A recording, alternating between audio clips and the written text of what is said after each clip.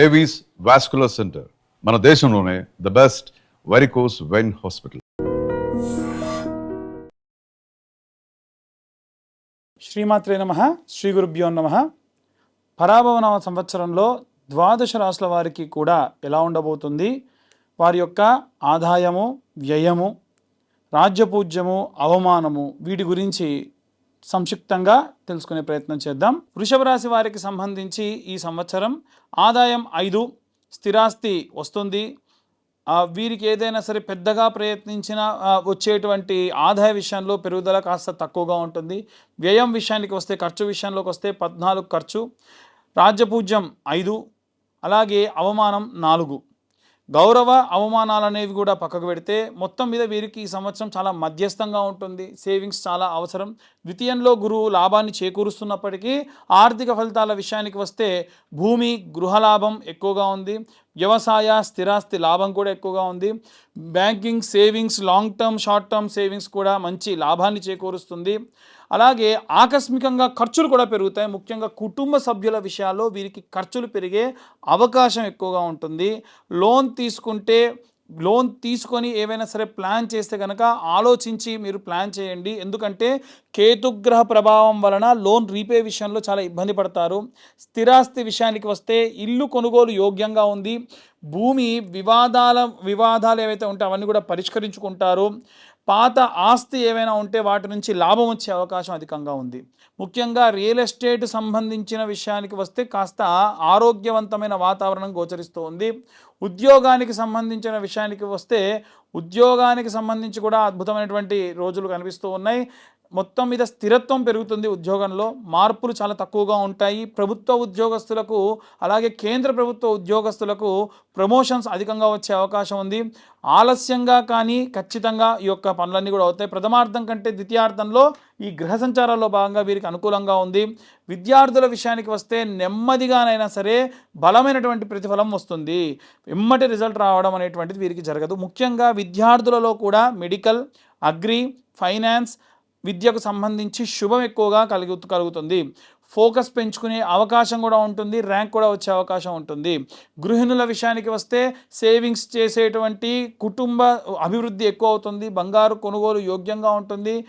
వంట చేసేటప్పుడు కానీ, అలాగే వంట చేసి హోమ్ బిజినెస్లు చేసే వాళ్ళకు కూడా అద్భుతంగా ఉంటుంది. చేతి వృత్తులు చేసేటువంటి వాళ్ళు, రైతులు, హ్యాండ్మేడ్ వర్క్స్ చేసేటువంటి వాళ్ళు, కుల వృత్తులు చేసేటువంటి వారికి యోగ్యంగా ఉంది. వ్యవసాయ లాభము, పాల, పశు సంరక్షణ రంగం అద్భుతంగా ఉంటుంది. భూమి విలువ, వీరికి మీద ఉన్నటువంటి భూమి విలువ పెరుగుతుంది, ల్యాండ్ వాల్యూ. రాజకీయ నాయకులకు సంబంధించి ప్రజల మీ మీద నమ్మకం పెరుగుతుంది. స్థానిక స్థాయిలో పేరు కూడా పెరుగుతుంది. గ్రామ స్థాయిలో నాయకులందరికీ కూడా శుభం కలుగుతుంది.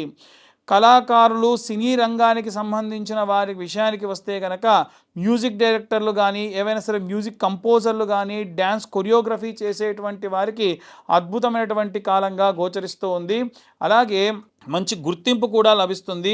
వైవాహిక జీవితము, వివాహ యోగ్యము, బలం కూడా పెరుగుతుంది. ఆలస్యంగానైనా సరే ఈ సంవత్సరం వివాహం జరుగుతుంది.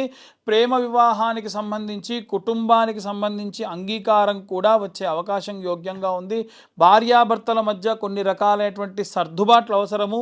ఒకరి మీద ఒకరు దూషించుకోవడం కానీ, ఈగో ప్రకటించడం తగ్గించుకుంటే మంచిది. పిల్లలకు సంబంధించిన విషయానికి వస్తే చదువులో పురోగతి, విదేశాల్లో చదువు యోగ్యంగా ఉంది. పోటీ పరీక్షల్లో కూడా విజయం సాధించే అవకాశం ఉంది. ఆరోగ్యానికి సంబంధించిన విషయానికి వస్తే చాలా జాగ్రత్తలు తీసుకోవాలి. అకాలంలో భోజనము, జీర్ణ సమస్యలు, షుగర్ వ్యాధి లాంటివి పెరగడము, బరువు పెరగడము, గొంతు సమస్యలు, సమయానికి ఆహారం తీసుకోకపోవడము, ఎక్కువగా కూడా స్వీట్స్ తీసుకోవడం మంచిది కాదు. ఎక్కువ పాల పదార్థాలు తీసుకోవడం మంచిది కాదు. వృషభ రాశి వారికి సంబంధించి గోచారానికి సంబంధించిన విషయానికి వస్తే గురువు ఎప్పుడు కూడా ధన కుటుంబ స్థానంలో ప్రభావం అధికంగా చూపిస్తాడు. ధనం నిలుస్తుంది. కుటుంబంలో శుభ ఫలితాలు, శుభకార్యాలు కూడా పెరుగుతాయి. గురు రక్షణ ఈ యొక్క సంవత్సరంలో ఈ రాశి వారికి అద్భుతంగా ఉంది.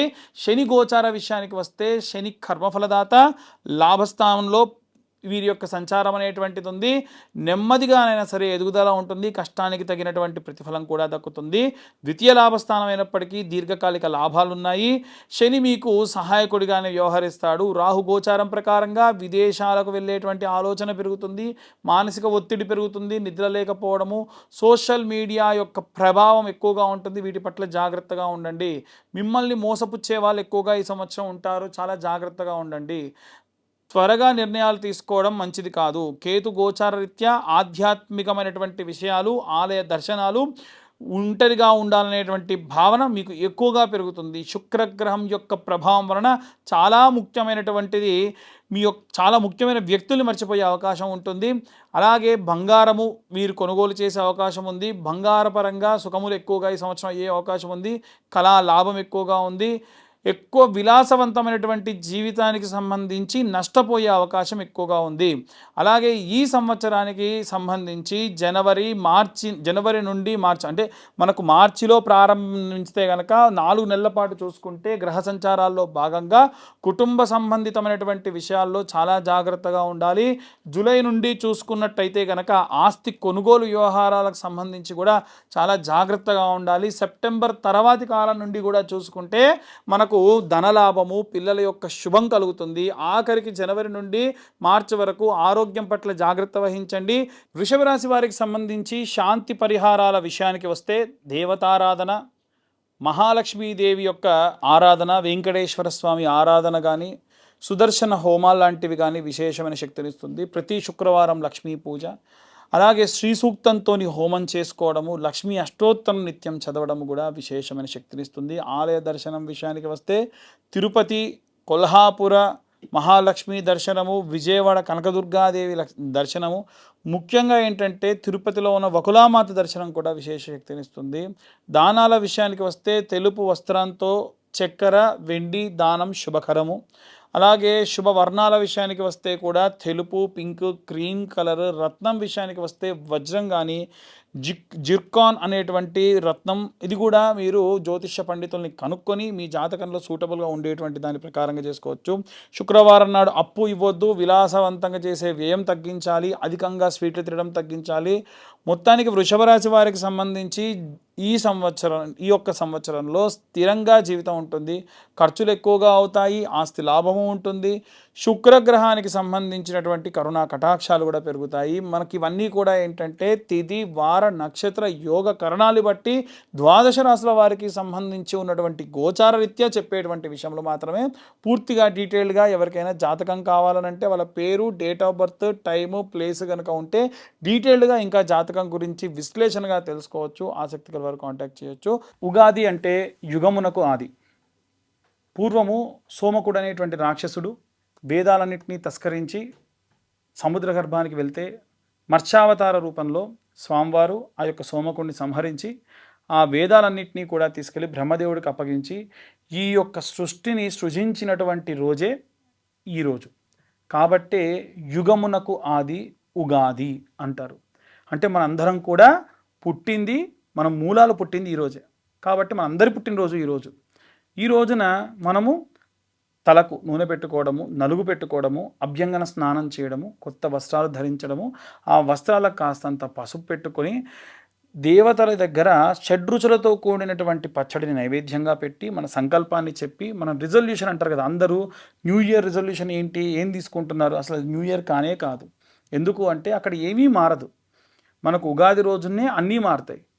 ప్రకృతి మారుతుంది, ప్రకృతిలో వాసనలు మారుతాయి, ప్రకృతిలో పక్షుల యొక్క కిలకిల రావాలు మారుతాయి, వాతావరణంలో మార్పులు ఉంటాయి. కాబట్టి ఉగాది మన యొక్క అసలైనటువంటి న్యూ ఇయర్. కాబట్టి ఆ రోజున అందరూ కూడా నూతన సంవత్సర శుభాకాంక్షలు చెప్పుకోండి. ఇదంతా అయిన తర్వాతకి రాజదర్శనం చేయాలి. రాజు అంటే దేవుడే రాజు యొక్క రూపంలో ఉంటాడు అంటారు. ఇప్పుడు మనకు రాజులు దేవత రూపంలో లేరు కాబట్టి విశేషంగా శివకేశవుల యొక్క దర్శనం, అంటే దేవాలయానికి వెళ్ళి శివుడిని, విష్ణువుని దర్శించుకోవడం మంచిది. అలాగే ఈ యొక్క ఉగాది రోజున పంచాంగ శ్రవణాన్ని వినండి. ఇప్పుడు మనకు చెప్తున్నటువంటి పంచాంగ శ్రవణం అంతా కూడా మీరు మీ రాశికి సంబంధించి ఎలా ఉంది, ఈ సంవత్సరంలో ఏ టైం నుంచి ఏ టైం వరకు ఎలా ఉంది అనేటువంటి విషయాలు కూడా సంక్షిప్తంగా చెప్పేటువంటి ప్రయత్నం చేశాము. కాబట్టి ఎవరైనా జాతకాలు చెప్పించుకోవాలన్నా చెప్పించుకోవాలన్నా ఈ రోజున చెప్పించుకోవచ్చు. అలాగే వీలైనంత వరకు కూడా ఈ సంవత్సరంలో ఎవరికైనా వివాహం కాని వారికి, సంతానం కాని వారికి ప్రత్యేకమైనటువంటి హోమాలు నిర్వహించడం జరుగుతుంది. ఆసక్తి కలవారు కింద ఉన్న నెంబర్‌కి కాంటాక్ట్ చేయొచ్చు. సర్వే జనా సుఖినో భవంతు. స్వస్తి.